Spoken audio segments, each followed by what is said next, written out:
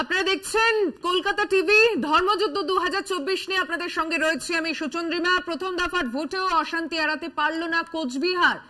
কোচবিহারের ভেটাগুড়িতে তৃণমূলের ব্লক সভাপতিকে মারধরের অভিযোগ, ভর্তি করানো হয়েছে তাকে হাসপাতালে। শীতলকুচিতে তৃণমূলের কর্মীদের মারধর করার অভিযোগ বিজেপির বিরুদ্ধে, সোশ্যাল মিডিয়ায় পোস্ট তৃণমূল কংগ্রেসের। চান্দামারিতে তৃণমূল বিজেপির সংঘর্ষ, আহত দলীয় নেতা, দাবি বিজেপির। একদিকে চান্দামারি, অন্যদিকে ফের উত্তপ্ত শীতলকুচি। তুফানগঞ্জে তৃণমূল কার্যালয়ে আগুন। দিনহাটা ভেটাগুড়িতে আক্রান্ত তৃণমূল বুথ সভাপতিকে দেখতে হাসপাতালে যান উদয়ন গুহ।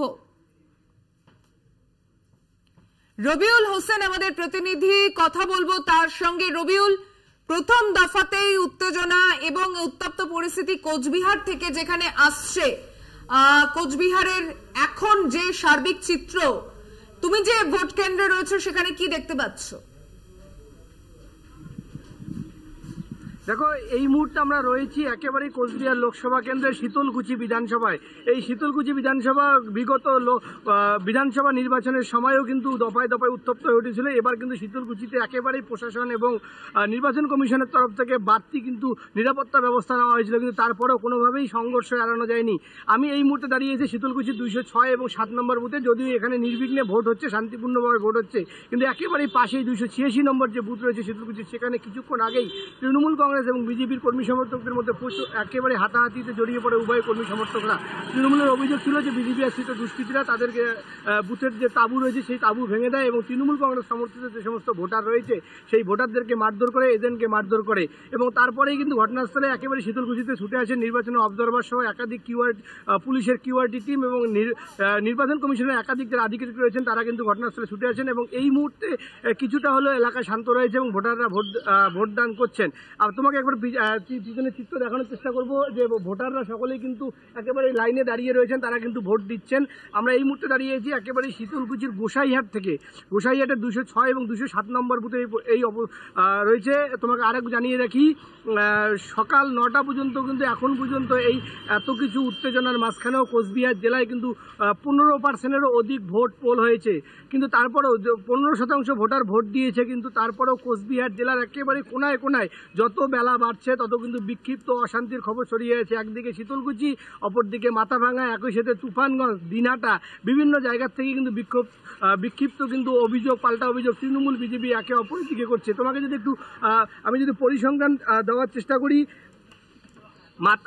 একদিকে যেমন মাথাভাঙায় তৃণমূলের বুথ এজেন্ট যে আছে তাকে মারধরের অভিযোগ উঠছে, অপরদিকে কিন্তু আমি যদি নাটাবাড়ির কথা চিন্তা করি, সেই নাটাবাড়িতে কিন্তু বিজেপি সরাসরি অভিযোগ করছে তৃণমূলের দিকে যে একাধিক বুথে তৃণমূল কংগ্রেসের বাইক বাহিনী তারা কিন্তু তাণ্ডব চালাচ্ছে এবং একই সাথে কিন্তু ভোটারদেরকে প্রভাবিত করছে। অপরদিকে দিনহাটা বিধানসভার একেবারেই ভেটাগুড়ির যে এলাকা রয়েছে, একটা বিষয় একটু পরিষ্কার করো, যেখানে এই অশান্তির ঘটনাগুলো ঘটছে বাহিনীর উপস্থিতি কেমন রয়েছে?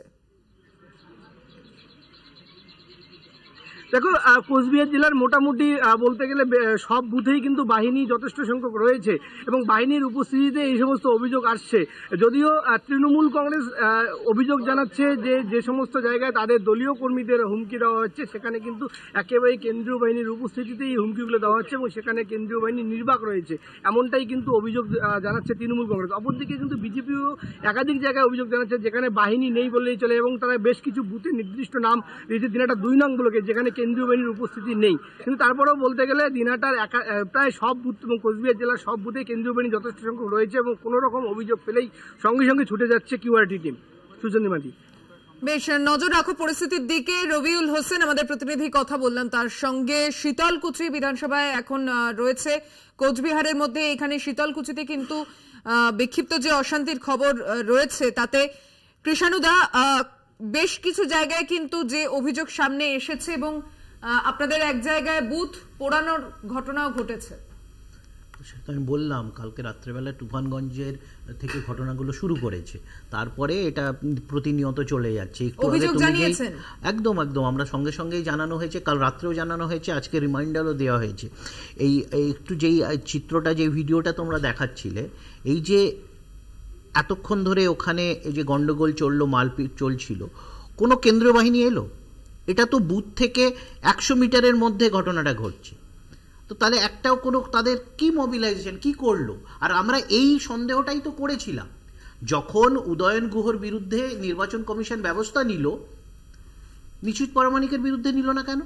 যখন আমাদের সরাসরি অভিযোগ ছিল কি তার বাড়িতে তার ভাই গাড়ি চেক করার উনি নিজের এলাকা থেকে বেরোতে পারবেন না এই নির্দেশ দেওয়া, আইনের বাইরে তো প্রমাণিত হচ্ছে, এলাকা থেকে বেরোতে পারবেন না এই নির্দেশ দেওয়া, গাড়ি থেকে নামিয়ে তার গাড়ি চেক করা হয়েছে। তো ইলেকশন কমিশন সেও তো আইনের বাইরে না। নিশ্চিত আমাদের নেতা দিলীপ ঘোষের বিরুদ্ধে ব্যবস্থা নিয়েছে কি ইলেকশন কমিশন? এরকম তো না। আরে ভাই, তুমি আগ বাড়িয়ে কেন বলছো যে আমি তো কলা খাইনি? আমি তো তোমাকে মানে আমার সময় তুমি বলছো কেন? তুমি তোমার সময় বলবে, আমি অ্যাড করার নয়, আমি তো আমার সময় বলবো। অ্যাড করার কি, আমিও অ্যাড করতে শুরু করি সকলের ব্যাপার।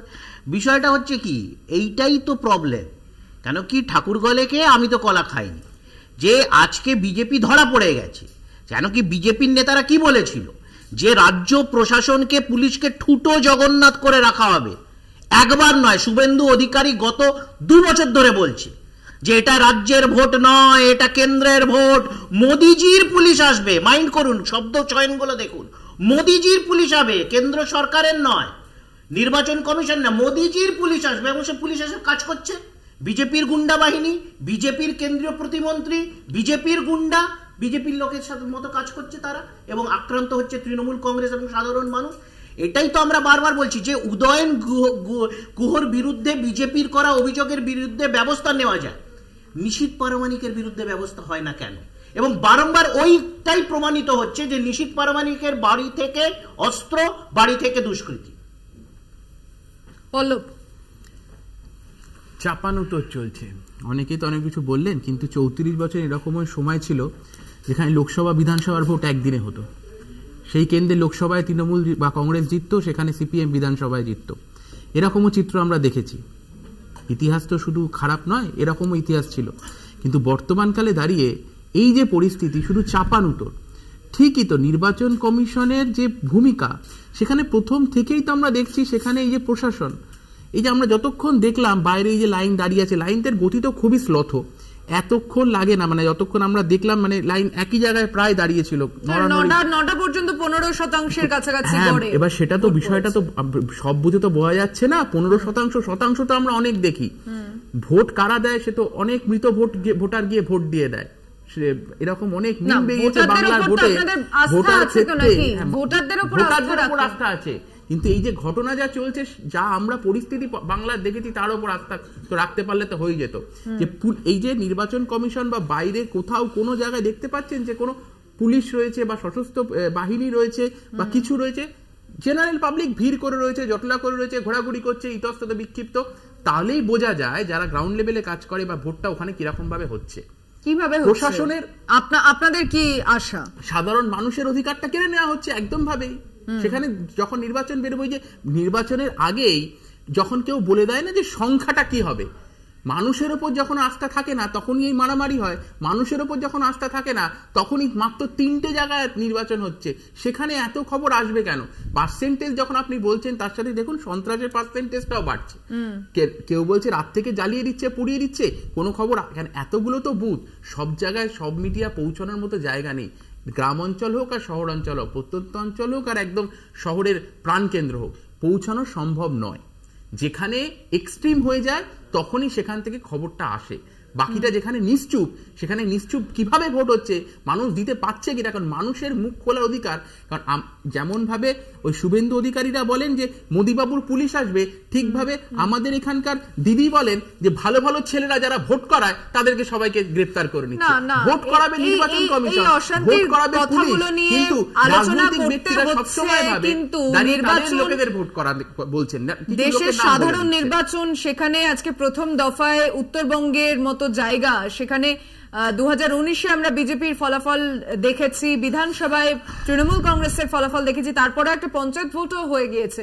সেই অশান্তির খবরের দিকেই বারবার করে নজর রাখতে হচ্ছে, কিন্তু মানুষের দৈনন্দিন যে চাহিদা সেগুলো নিয়ে যে কি ইস্যুতে আজকে উত্তরবঙ্গে ভোট হচ্ছে সেই আলোচনায় এখন অব্দি আসতেই পারলাম না, কারণ দফায় দফায় অশান্তির ঘটনা ঘটছে এবং সেই খবরের দিকে নজর রাখতে হচ্ছে।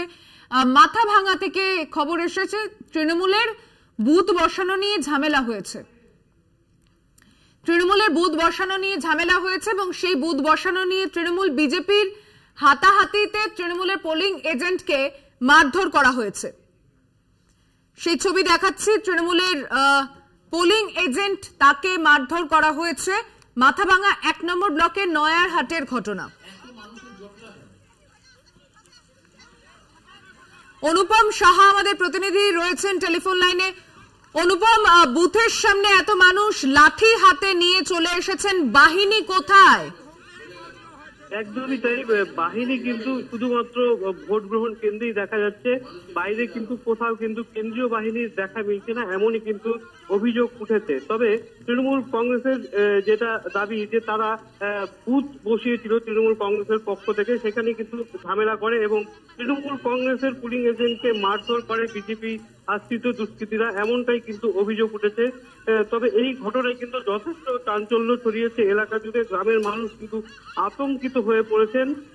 তবে পরবর্তীতে কিন্তু পুলিশি হস্তক্ষেপে পরিস্থিতি এখন নিয়ন্ত্রণে রয়েছে, তবে এলাকা কিন্তু থমথমে যথেষ্ট রয়েছে।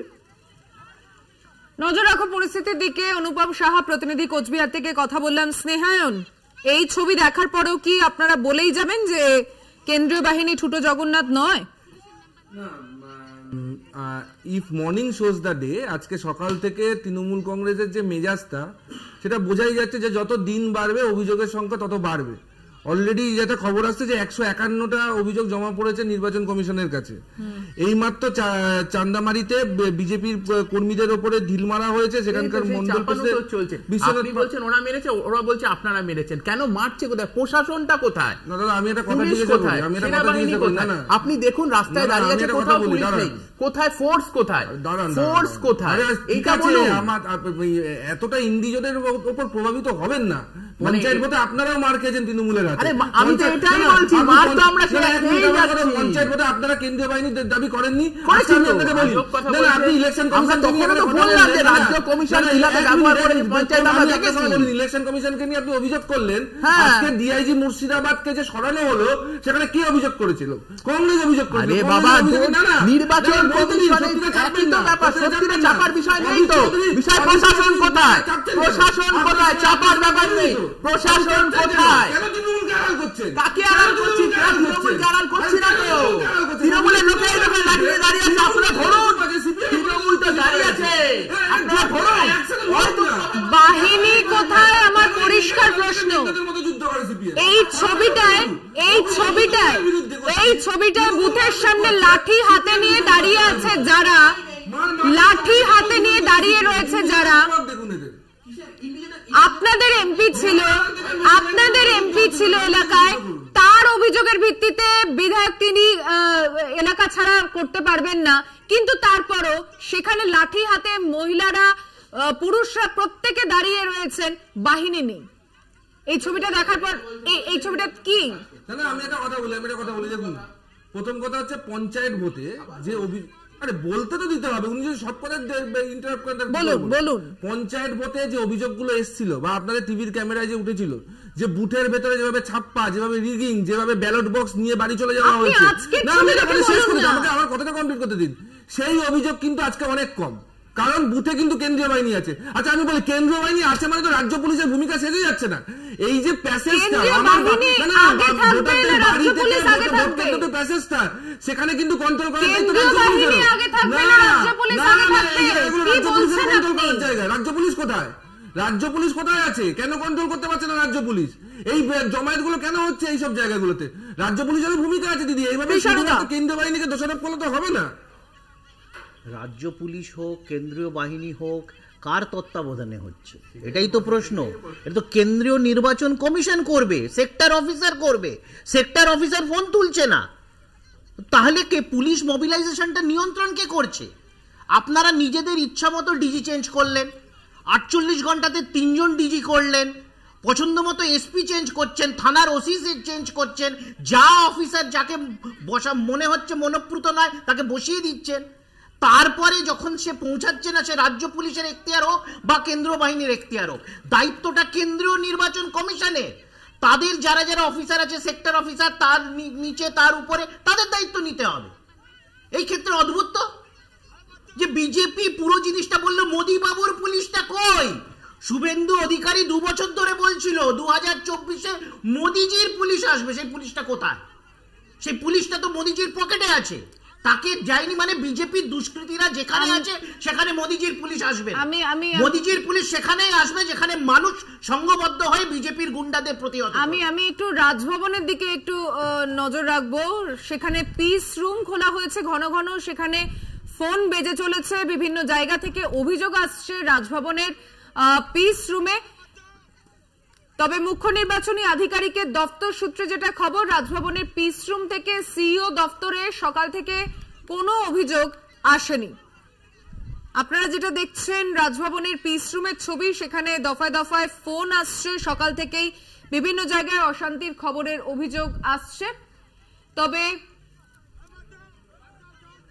জানবো, আমাদের সঙ্গে টেলিফোনে রয়েছেন প্রতিনিধি দুর্গাদাস বন্দ্যোপাধ্যায়। দুর্গা, মূলত কোন জায়গা এবং কোন বুথের থেকে অভিযোগ বেশি আসছে?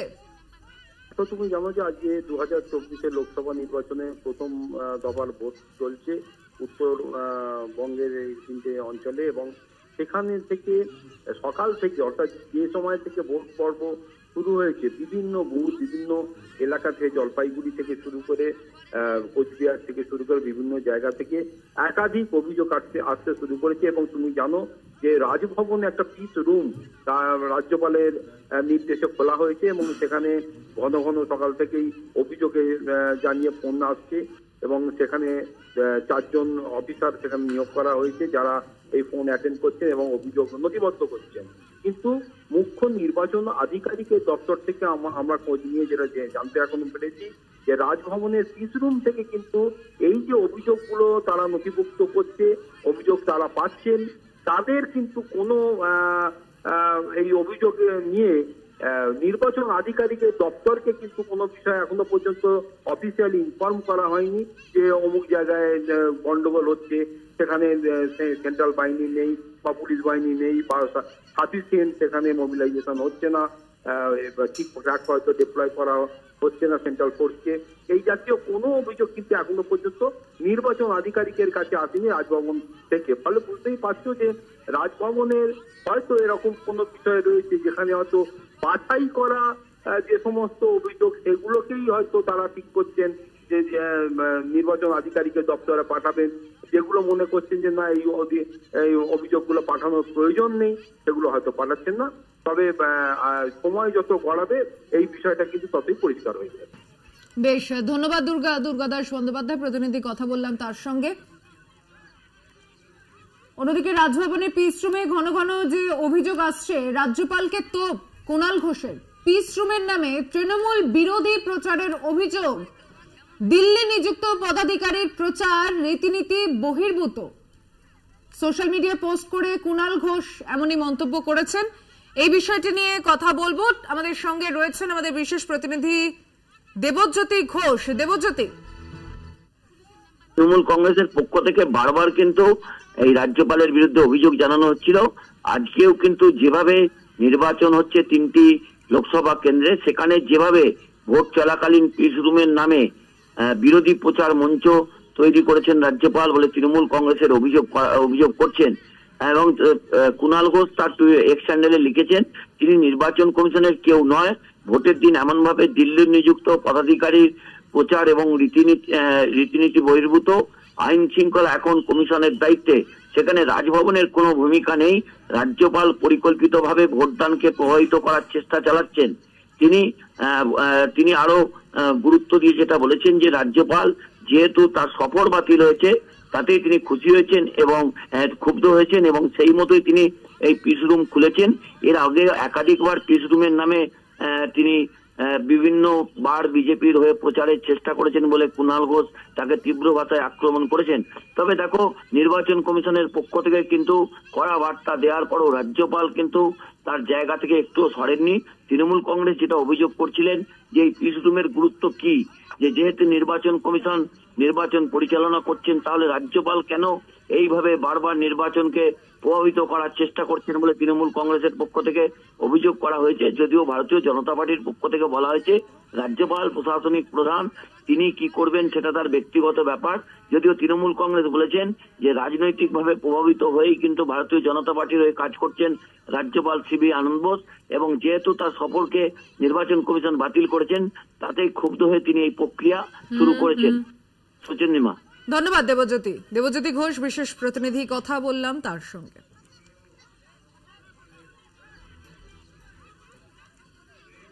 ফিরছে একটা ছোট্ট বিরতি নিয়ে, সঙ্গে থাকবেন।